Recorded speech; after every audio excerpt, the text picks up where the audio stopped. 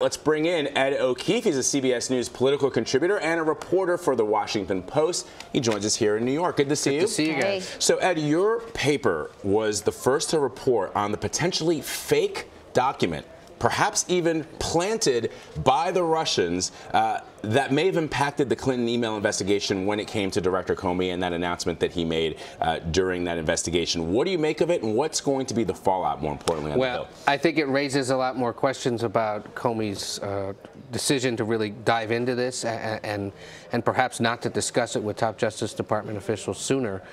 The fact that the article also suggests that some at the FBI had suspicions about this document early on is another signal that perhaps something went awry over the course of the investigation about this time last year when things were just starting to heat up. We've been working on this one for a while, I know, to nail it down, and it really kind of goes to the whole crux of the whole FBI probe, the idea that a fake document planted by the Russians may have compelled the FBI to really dive into this and then compel the director to do what he did and say what he said and get in trouble for doing so. You just wonder, you know, how on earth did this happen, and what might have happened if it had never existed in the first place? Yeah. Let's switch gears a little bit and talk about the health care bill passed in the House, the Republican-dominated House, and the Congressional Budget Office has weighed in on this. The conclusion, one of the nuggets, 23 million more people would lack coverage under this bill. Now, part of that has to do with the fact that they wouldn't be compelled to purchase health insurance, so they might just choose not to. Yeah. But I want to ask you, what sort of impact do you think this will have, the Congressional Budget Office report? Well, it allows the Senate to officially begin its work on the issue because they needed this in order to get an understanding of sort of what are the confines in which they have to work. The reason is this bill allegedly saves $119 billion over the next decade or so. Senate Republicans, as they begin to work on this, will either have to meet or exceed that level of savings in order to pass the bill under special rules that would allow them to do it in a way where you only need to get a majority vote, because it would be considered a budget bill.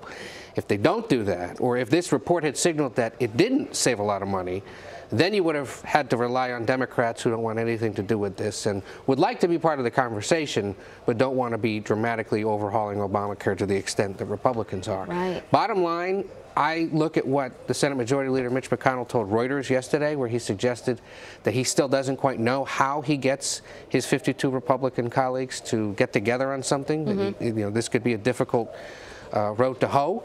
And that, to me, was a signal that perhaps even he knows that this may be just too difficult to achieve at a big, broad scale. It may end up being something more modest.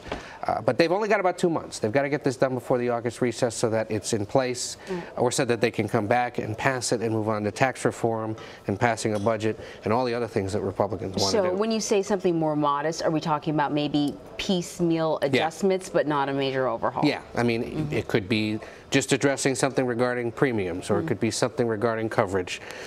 We just don't know. But that is still a very realistic possibility that all the Senate can send back to the House is something much smaller. When this bill was being worked in the House, Americans were looking at different factions within the Republican Party when it came to House Republicans, the Freedom Caucus, the Tea Party.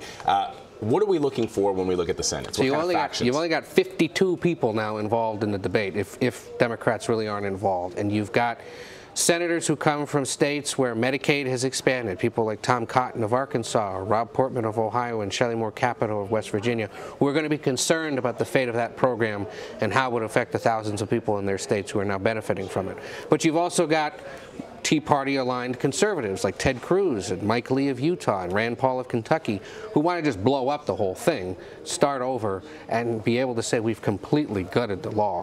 And then you've got others who face re-election either in 2018 or maybe even in 2020 and know that doing too much and removing 23 million people from those that are covered might be a politically risky move to make. Dean Heller of Nevada is one to watch because he's up next year, probably the most vulnerable Republican. Jeff Flake of Arizona, probably right after him, another one that would be concerned. And anyone who's facing re-election in 2020 when turnout among Democrats is higher. Remember also, looking at the CBO report, all these changes would start to take effect in 2020, just weeks before the election. You wonder if that would have an impact on people's votes. Of course. So we can't let you go without talking about Greg Gianforte, the Republican candidate in the special election in Montana, who, it is alleged, tackled a reporter last night to the ground. What we know right now is that a large majority of the ballots have already been mailed in, but do you think this could have an impact on the outcome of the election? Last check, I think he had a pretty significant lead. Yeah, about 37% of voters had already voted early. Right. This is a race and a state that favors Republicans, but it's a low turnout. One wonders if this doesn't compel people this morning to wake up and head to the polls in response. Look, I know Ben Jacobs, good reporter, always a Johnny-on-the-spot kind of guy who wants to go there and be in the middle of it. I'm not surprised that he was trying to get an answer, probably because the congressman was evading him to some extent. But I also know this. The campaign is suggesting that somehow Ben was able to physically flip the congressman. Yes. I know Ben Jacobs. I love Ben Jacobs. He's not capable of doing that. Yeah. Plus, there were other witnesses there. Right. There was a Fox News crew there who backed up his version of the story. Yeah. So Ed, what I think is important here are two things. One, this congressman wants to be sent to Washington, D.C., where if he thinks just one reporter who's asking one question, it's not about his personal life, it's about something that's really important. It was about the health care bill. About the health care bill is going to be a problem. Wait till he gets to Washington if he should get voted in by the voters. And the other thing, I think, is where do you think the idea of a politician assaulting a journalist comes from? It feels as if there's a movement now in this country to go after reporters. And some people have suggested that it came from the 2016 election, the campaign. I don't know. How do you feel about that? Look, throughout history, there are incidences of political candidates or politicians beating up reporters or hitting reporters. That's not new. Certainly there have been some more vivid examples recently, whether it's this, whether it's the Homeland Security Secretary joking with the president last week at the Coast Guard commencement that maybe he could use that sword on reporters. It was a joke, but you know, it's given the context and the times, perhaps not as funny.